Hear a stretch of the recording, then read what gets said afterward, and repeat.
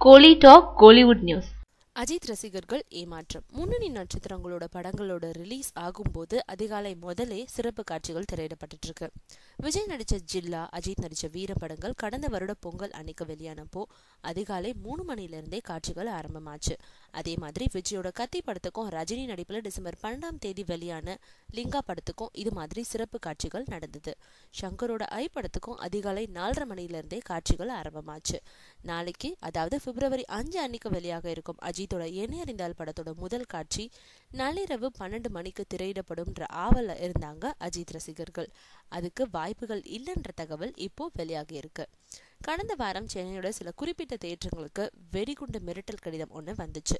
அது காரணமா தியேட்டர் அதிபர்கள் மத்தியில அச்சம் ஏற்பட்டிருக்கு.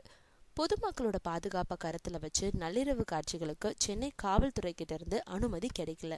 இதனால என்ன அறிந்தால் படத்தோட முதல் காட்சியே அதிகாலை 5 மணிலிருந்து தான் தொடங்குது. வழக்கமா சென்னையோட முதல் காட்சி காசி தியேட்டர்ல தான் ஆரம்பிக்கும்.